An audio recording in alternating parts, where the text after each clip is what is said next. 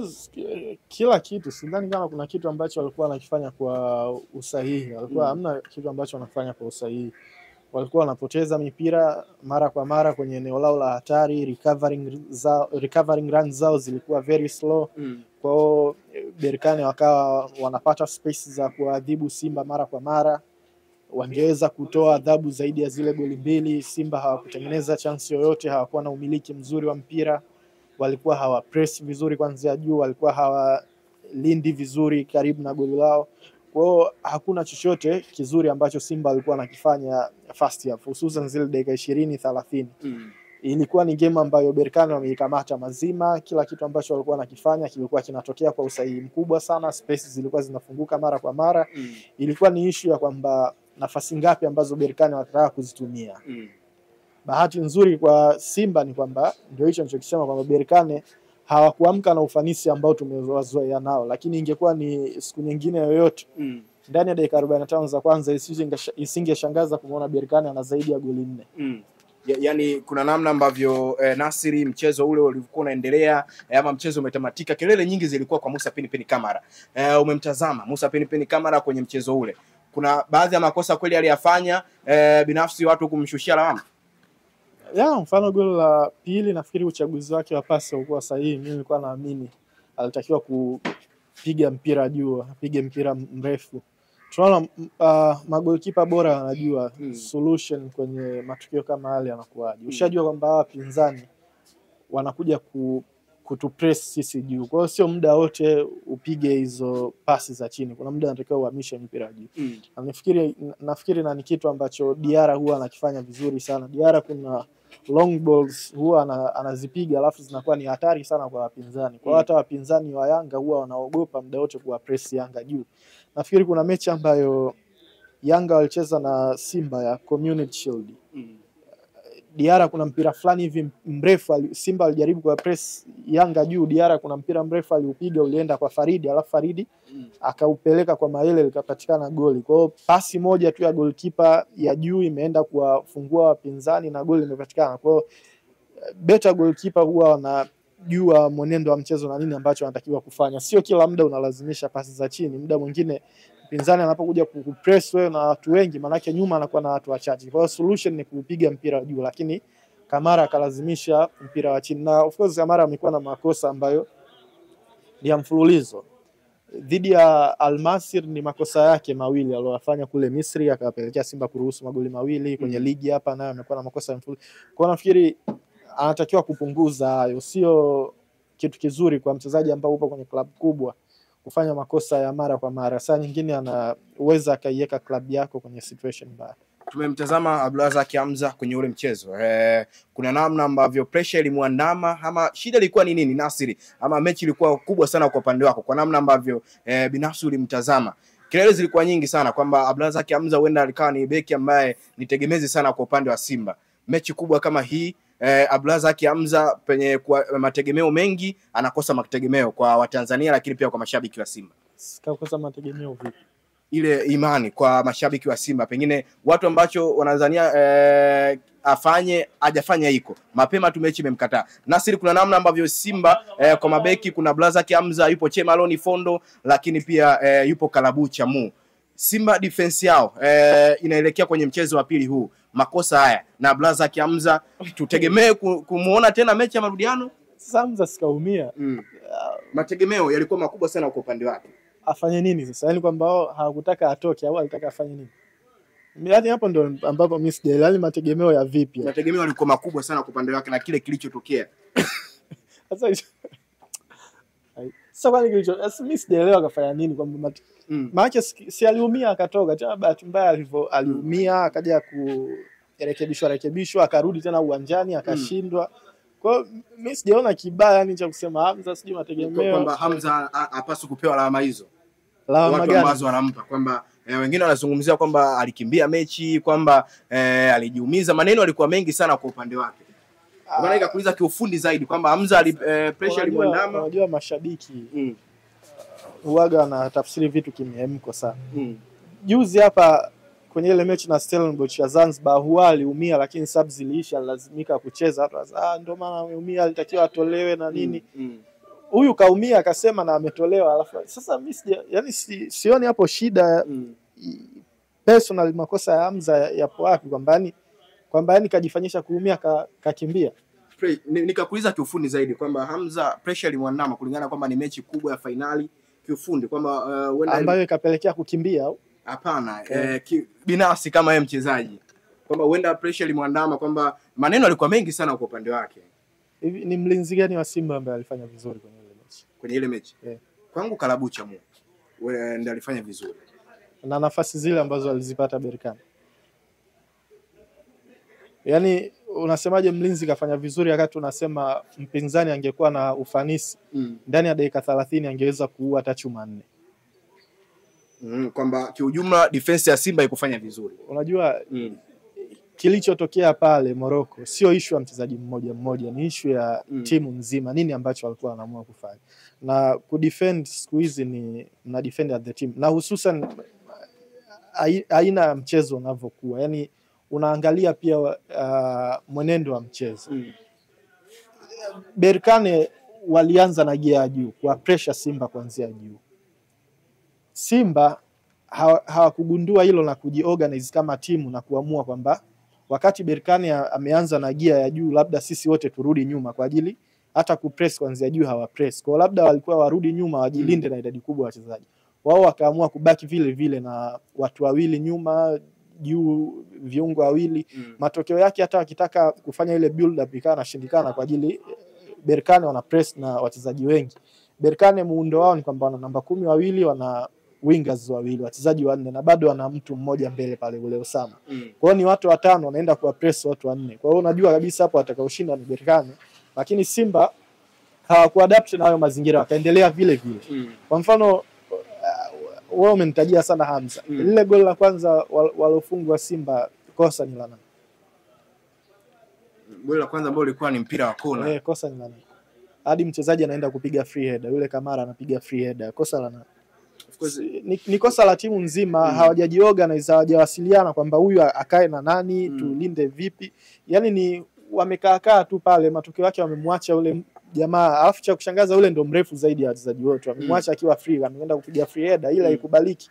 Na sio kosa la mchezaji mmoja, ni at the team natakiwa mjiorganize, kuwe na mawasiliano muda wote. Kwa hiyo Simba alichelewa kuingia mchezoni, na sio tu mechi dhidi ya Berkane. Hata kwenye baadhi ya mechi za ligi Simba wanaanza taratibu. Mfano mechi na KMC waliruhusu goli la mapema, mechi ya Mashujaa waliruhusu goli la mapema.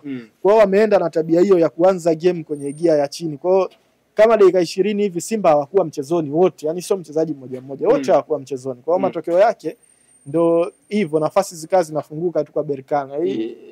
Hiyo ya Hamza kukimbia sijui kuumia, nafikiri daktari mzuri ni wewe mwenyewe. Yaani wewe mwenyewe unavyojiona. Yaani haiwezekani daktari akakwambia bwana wewe mzima huna malaria. Alafu anamwambia unauma ujisikii vizuri afu akakulazimishia. Kwa hiyo kama yeye mwenyewe alishajiona hayupo sawa, hakuna namna ambavyo unaweza kumlazimisha. Nasri, umewatazama RS Berkane kwa ubora zaidi na tumewatazama dakika zote 90. Mechi ya marudiano, Simba nini wafanye kuhakikisha kwamba wanapata ushindi kwenye mchezo huu? Wakapambane, hakuna njia nyingine. Jamaa washapata goli 2, mechi ambayo mpo nyumbani mna ulazima kupata magoli ili mpate chochote kitu. Kwa hiyo lazima Simba waende wakapambane. Kwenda kutafuta magoli kuna njia zake. Sio lazima muda wote uwe unaenda tu, lazima uwe na heshima ya mchezo, uwe na discipline ya mchezo. Unaenda kucheza naye pale ni timu ya daraja la juu. Kwa hiyo wanajua nini ambacho Simba wanakitaka na wanajua nini ambacho wao wanatakiwa kufanya.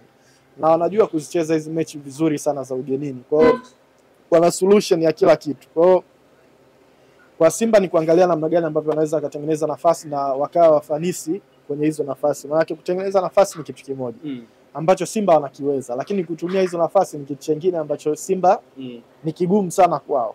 Lakini wakati huo ni kuangalia namna ambavyo defensively pia wanakuwa na hiyo discipline ya kuzuia ili kuto kufanya mechi kuwa ngumu zaidi. Maana tunasema ikitokea Berkane kapata goli moja, of course Simba hata akipata magoli 3 bado hayampeleki popote. Kwa hiyo lazima kuwe kuna hiyo discipline. Kwa hiyo wakati Simba anafikiria kupata goli na ndio kitu ambacho anakihitaji magoli, lakini wakati huo awe na heshima na Berkane. Berkane anaweza akakuadhirisha popote pale. Sio timu ambayo haiwezi ikapata kitu ugenini. Msimu huu ameshampiga ASEC kwenye hatua ya robo finali 1-0, wamepiga Stellenbosch 3 kwao, na kuna baadhi ya mechi nyingine ambazo wamefanya vizuri ugenini. Kwa hata kwa Simba licha kwamba wana uhitaji wa kupata magoli, lakini wanatakiwa kujua wana deal na timu ya namna gani. Nasiri, kwa namna ambavyo umezungumzia kwamba Simba wamefungwa kule mabao mawili, lakini ilikuwa ni kama siku ya kibahati kwao. Magoli mawili haya kwa Simba tunaweza tukazungumzia kwamba walifanya pia kazi ya kubwa sana kwa namna ambavyo kufungwa mabao mawili kama timu kama RS Berkane, kwa mujibu ambacho umekizungumzia hapo wewe mwenyewe. Simba wamefanya kazi kubwa. Umezungumzia ilikuwa pia ni siku ya bahati kwa upande wao kwa kuwa wamefungwa magoli mawili kwa timu kama RS Berkane. Kutokana na nafasi ambazo wamezipata. Sio Simba wamefanya kazi kubwa. Ni Berkane hawakuwa makini.